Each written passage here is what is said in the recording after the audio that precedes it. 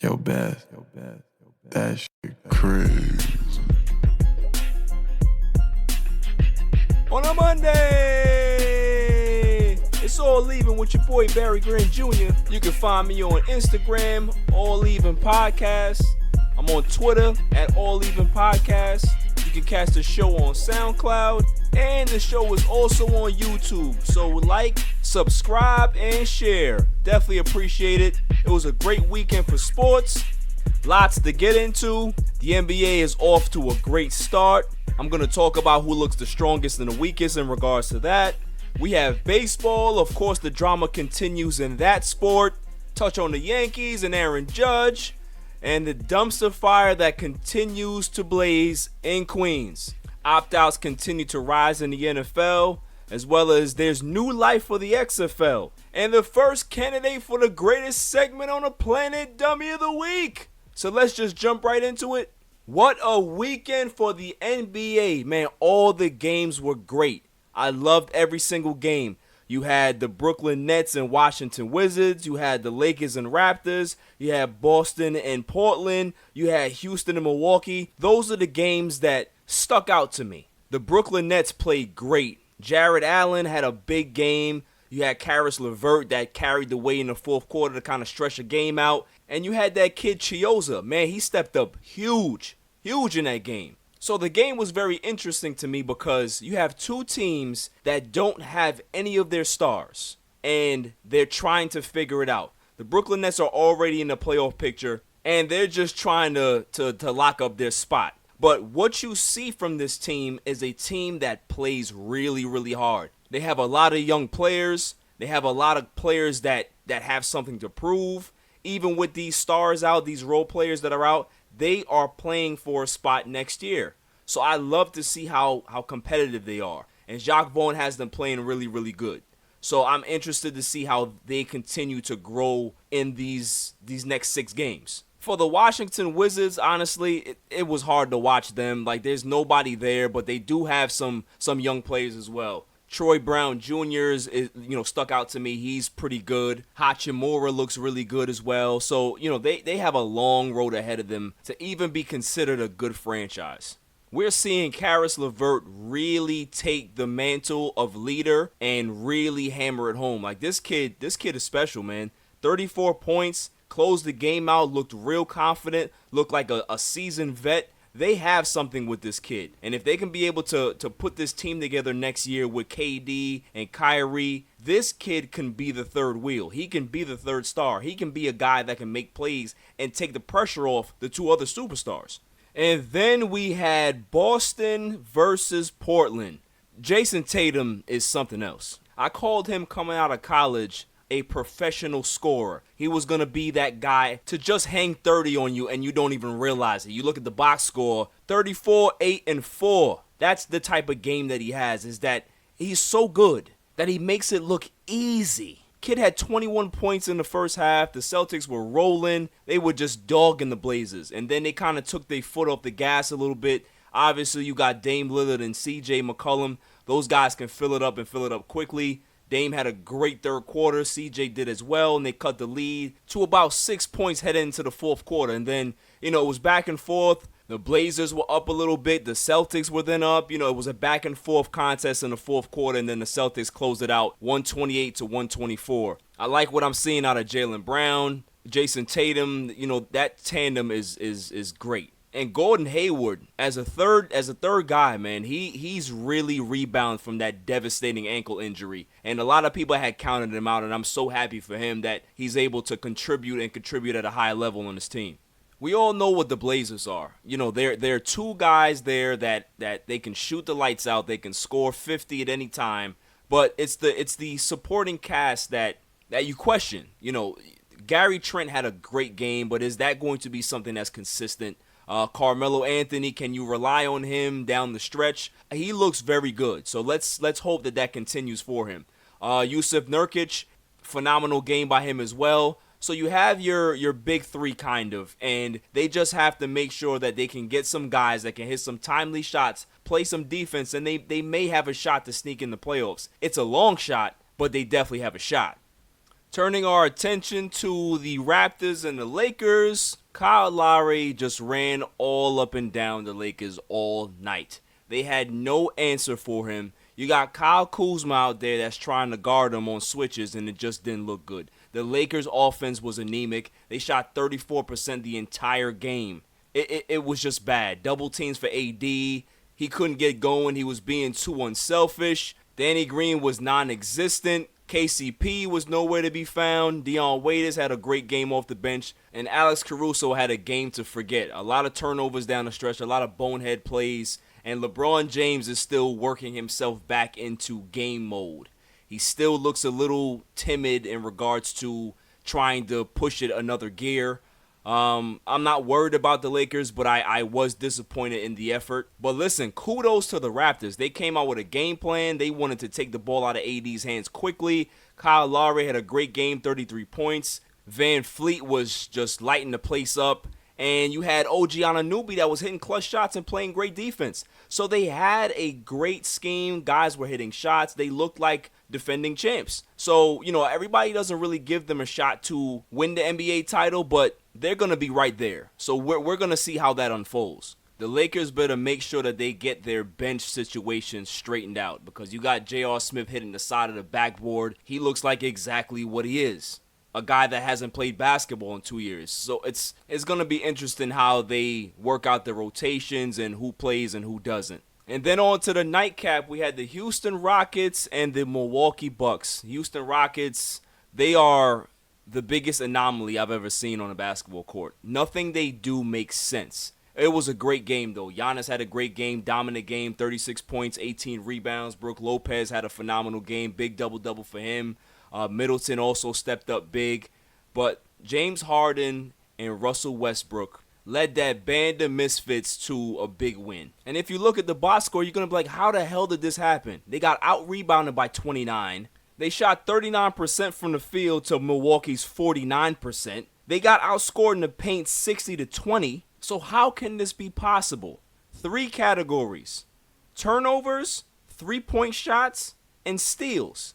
The Bucks only hit 9 3-pointers. They took 35 of them. Houston took 61 threes and made 21 of those. In a regulation game, there was no OT, there was no double OT. In a regulation game, they hoisted up 61 threes. But even with that, they still would have lost this game had it not been for Milwaukee's costly turnovers down the stretch. Like 3 out of the last 4 possessions they were turning the ball over. Giannis had a big turnover. Middleton had a big turnover. George Hill had a big one. So when you have this small team that shoots a lot of threes and you're giving them chances to stay in the game, they're going to capitalize. They're going to make sure that they don't miss these shots. So Milwaukee, as dominant as they may have looked, they made some real bonehead plays down the stretch to cost them that game. And Giannis, you can tell sometimes that he forces the action a little too much. He got caught over dribbling the ball a couple times and it cost him. It cost him big. They're missing their point guard Eric Bledsoe to be able to handle the ball in those situations. So, they're fine, but it was one of those situations where you shouldn't have lost that game. You dominated the game like that. There's no way you should lose that game, but you got to take care of the basketball. I always talk about it. You have to take care of the basketball. If you're going to dominate the boards, you now have to take care of the basketball as well. So I teased on my IG this morning that I was going to go into a little bit of detail on the Houston Rockets and what I think their title chances or their chances are.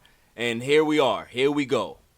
0. They have no shot at going anywhere with that style of basketball. It doesn't make sense. It's a video game style basketball. You're going to hoist up 83s a game with that small team and expect that that's going to hold up in a 7-game series? We saw what happened with the Golden State Warriors the 2 times they played in the Western Conference Finals. We don't need to see that again, because D'Antoni is not somebody who makes adjustments. And anybody wants to say, well, they're playing defense now. No. Russell Westbrook is playing defense. He's always played defense. But at the end of the day, what we're going to see in the playoffs is classic D'Antoni, that he does not like to make adjustments. Oh, well, we're 0 for 35 for 3. Keep shooting them. We haven't had an offensive rebound in 3.5 quarters. It doesn't matter. Like, this is what he does. This is why the Phoenix Suns never cracked through to the NBA Finals. A D'Antoni-led team winning an NBA championship, not a snowy chance in hell. That'll never happen. That'll never happen. I am saying it on record. It will never happen. If it does happen, I will wear a Houston Rockets jersey for the entire year. The entire year. And I won't take it off. I'll wash it and put it right back on. That's what I would wear for the entire year. It won't happen. A snowy chance in hell. Westbrook and Harden, they're great guys. But I don't trust either of them in the playoffs. It's just not going to happen. They always choke up when they are needed most. We have the facts. We have the history. We have the record. This has always been a thing with these two guys. And now you put them together, they're fun to watch. But they've always been regular season warriors. These two guys have been regular season dynamos. When it comes to the playoffs, not so much. So they don't pass the eye test for me. There's only a couple teams that pass the eye test for me. One is the Los Angeles Clippers. They passed the eye test. They looked phenomenal. Paul George and Kawhi Leonard, they got a clicking. Paul George, he can't miss a three. Patrick Beverley all of a sudden can hit threes. And you don't want him to start scoring because he's the most obnoxious player on the court. Kawhi Leonard, his knees are holding together well, so we'll see if that continues, but they look good. The Boston Celtics look good. They passed the eye test. They have a young team, but they are very hungry. They have a great coach, and they look like they're a contender. Not for nothing, the Oklahoma City Thunder passed the eye test for me. Now, are they a contender for the title? No, but they look like a really tough out in the playoffs. So we're going to see what happens with them. Philadelphia has passed the eye test for me as well. They finally put Ben Simmons where he belongs at the power forward. I don't know what took so long, but, Brett Brown is not a great coach, so it shouldn't surprise me that much. But they definitely look good. Embiid looks good. They got to give that point guard, Shake Milton, a chance. He's a fiery competitor. I like that. So they passed the eye test as well. The teams that I need to put glasses on to kind of see what's going on because my vision is a little blurry is Denver. The Denver Nuggets. I don't believe in their team. It's just that there's something about them that holds me back from really thinking that they're going to be good. They have a lot of good young pieces, but I can't seem to trust them when it comes to the playoffs. They just look very untrustworthy to me. The Utah Jazz is another one. I think they look the worst out of all the contending teams in the bubble right now. They don't look like they're having any type of fun. There's no rhythm to that team. Donovan Mitchell is a great player, but he needs a lot more help. Rudy Gobert is not the answer. They are the biggest frauds in this bubble. The biggest frauds in this bubble. Now, I'm excited to see the Lakers and Jazz tonight. Let's see who wins that game. And right now, I'm going to say the Los Angeles Lakers. The Los Angeles Lakers don't pass the eye test to me right now. They're a great team on paper. They've had a great regular season so far, but the restart has not been kind to them. They cannot hit a jump shot. Now, obviously, those shots are going to fall, and we may be having a different conversation come next week, but for right now, they don't pass the eye test to me. And obviously, this is a early season restart overreaction to all of these teams, but for right now, they don't look good. So after the break, we're going to talk a little baseball, talk Aaron Judge and how great he looks, and I really don't want to talk about the Mets, but I'm going to have to, and it's not going to be pretty. On a Monday, it's All Even. I am so stressed because I hate my job. Let me guess. You're at a dead-end job and find it hard not to press the snooze button? Well, come down to Connecticut School of Broadcasting. We have campuses in Westbury, New York, Boston, Connecticut, New Jersey, North Carolina, Georgia, and Florida. Develop your skills in broadcast media that include audio production, television, radio, and sports broadcasting. Learn from industry professionals in a small, intimate class setting for a better experience. The hands-on training is second to none. And if you're worried about what to do after graduation, the Connecticut School of Broadcasting helps you to get job placement. Take it from me. It took me 7 years to get here, and it's been the best time of my life. Go to gocsb.com or dial 1-800-887-2346 for a studio tour. And who knows, maybe you'll be the next media superstar.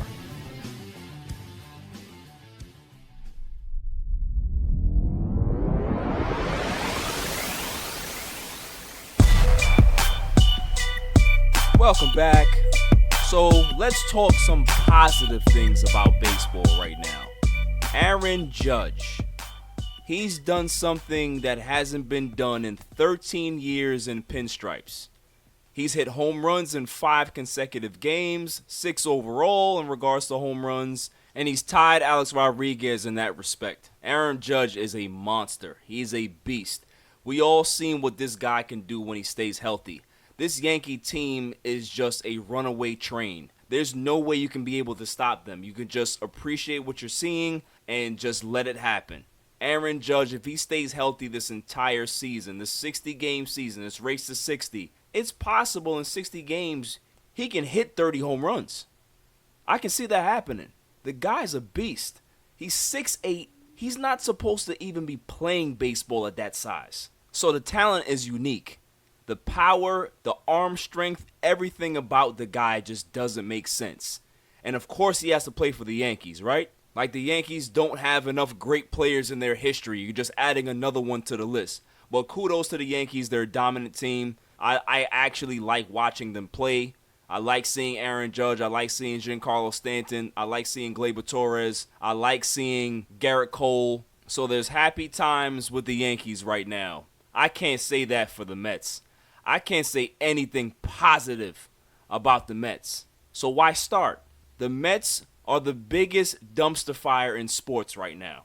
What happened over the weekend doesn't happen to anyone. I've never heard of anything like this in my life. Yoenis Cespedes, one of your star players, one of the key contributors to that 2015 World Series run, who hasn't played in 2 years due to injury, you don't know where he is. You release a statement that says, we haven't had any contact with this player and he's supposed to be at the ballpark for the game today. So now you have everybody panicking because they think that Cespedes is hurt. Cespedes, there's something wrong with him. We hope that he's not dead or injured or whatever it is. Then you release a statement after that because you realize the error that you made and said, we don't think that it's anything life-threatening. Why didn't you say that the first time? This is why the Mets are the Mets. They do something and then they get some public backlash for it and then they try to walk it back quickly and just look worse.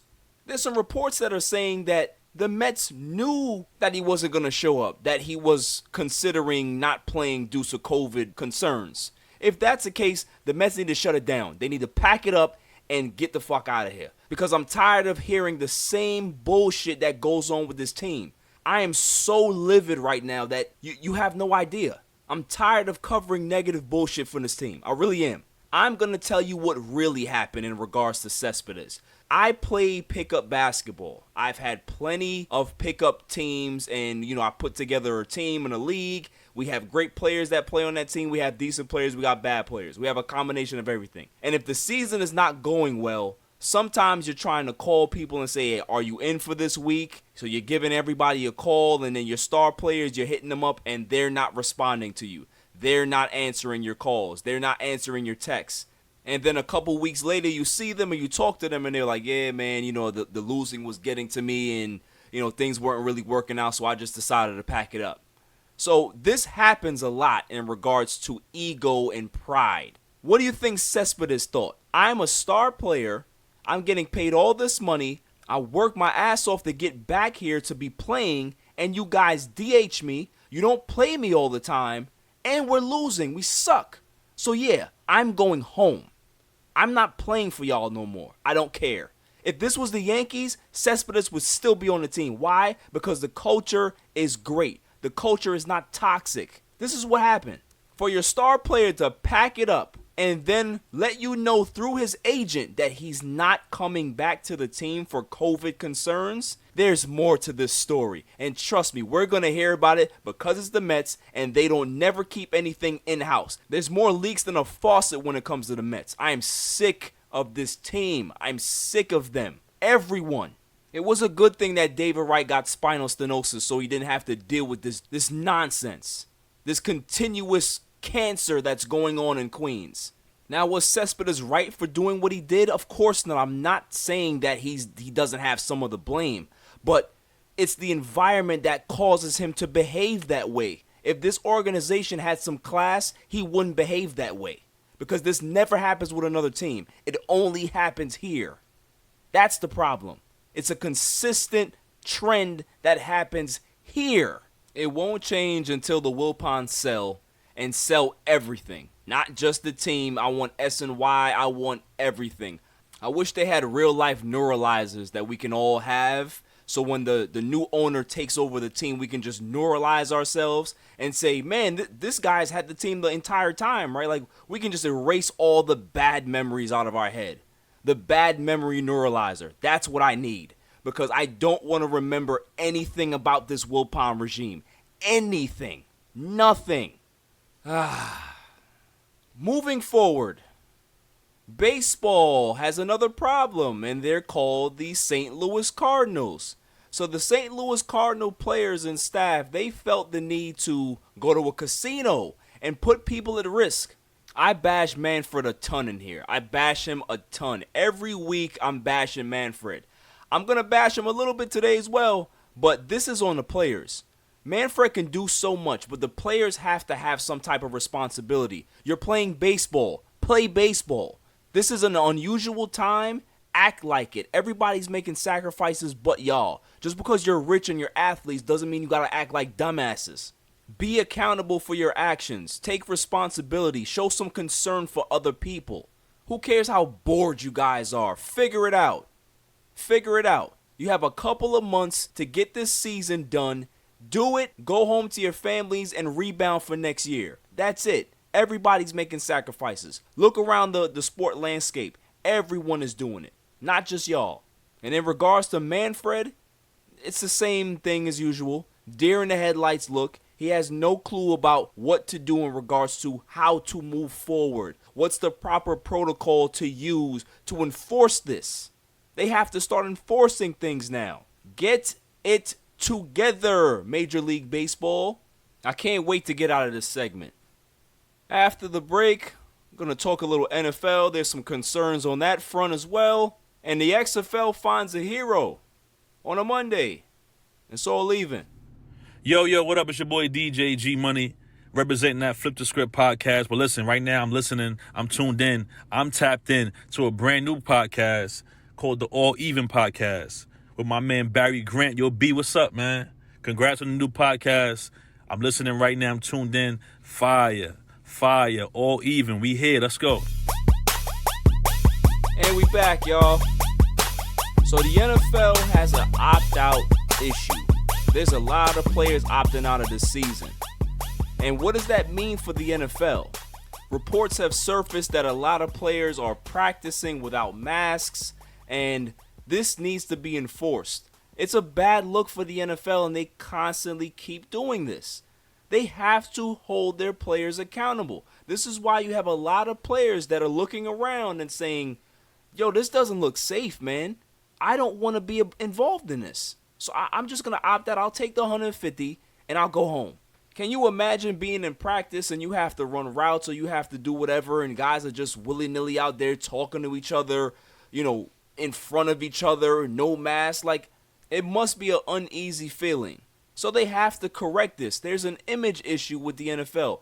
There's always an image issue with the NFL. And they continue to just kind of like shrug their shoulders and say, yeah, well, everybody likes football anyway, so it doesn't matter how much times we fuck up, people are always going to watch football. And the sad part is that most of the time they're right. It is true. But you still have to look responsible to your fan base. Look responsible to your sponsors. All of these things are important. You have to keep a clean image. So what does this mean for the NFL's product on the field with so many people opting out?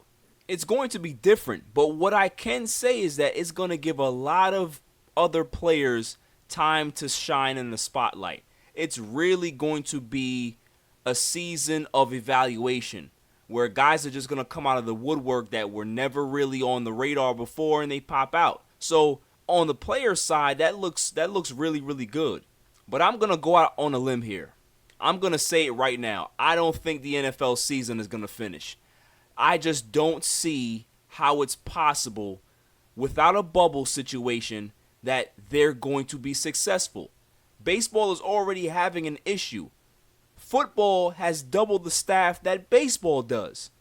And if they're not policing their players, which they don't have a history of doing in regards to keeping them on the right path, we're going to have a COVID outbreak in the NFL. And when that happens, it's going to spread like wildfire. And there's no way to contain it. I just don't see it possible. You have a lot of teams that are still on the fence about having fans in the stadiums. Like, get with it. There's not going to be any fans this year. Stop trying to think about your bottom dollar. It's not going to happen. Everybody's losing money across the board in every sport. The NFL will be no different. Everybody's losing bread. So what? At least we still got sports. At least y'all still can be able to put a product out there that people love, that people want to watch. Who cares about that? Because at the end of the day, little profit is better than no profit. So take your money and just be happy. If I'm going to put a total number of games on it, because I don't think they're going to finish the season, I say the NFL gets through 9 weeks and they got to shut down. Maybe they'll shock us and be responsible, but I don't see that happening. Moving on to the XFL. The XFL has finally found somebody competent to run it. Dwayne "The Rock" Johnson and his group bought the XFL for $15 million, saving it from bankruptcy. And this is a great thing for sports because it is going to give us a real legitimate alternative to the NFL. Vince McMahon tried this twice and it failed, and it just wasn't in the cards for him. It wasn't destined for him to run a football league. It's bad enough he's running my wrestling into the ground. He's not going to run my football into the ground either. I've had it with Vince McMahon. I've had it with anything that Vince McMahon currently touches. So we need somebody young. We need somebody with some vision. We need Dwayne "The Rock" Johnson. So I want to see how this goes. I watch Ballers all the time. I love it. He's a good businessman. He knows what he's doing. He's going to put competent people in charge. He's going to put the money in the right places where this thing needs to grow and be successful. So kudos to The Rock. My hat's off to The Rock. He brought a lot of eyes to wrestling back in those days, and I'm sure he's going to bring a lot of eyes to football. After the break, the greatest segment on the planet, Dummy of the Week. I think we already know who that is. On a Monday, it's All Even. This is a public service announcement. Down in your luck? Tired of being curved? Sick of going out with the fellas and being the only loser without a lady? Well, I got something for you. It's called Sex Panther. Legend has it that it's made out of real bits of real panther, so you know it's good. To men, it stings the nostrils.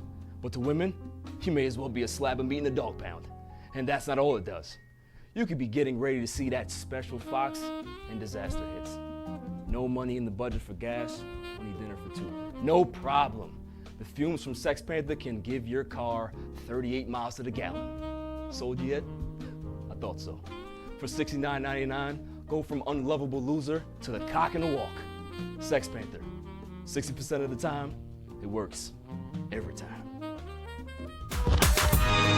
Welcome back, y'all.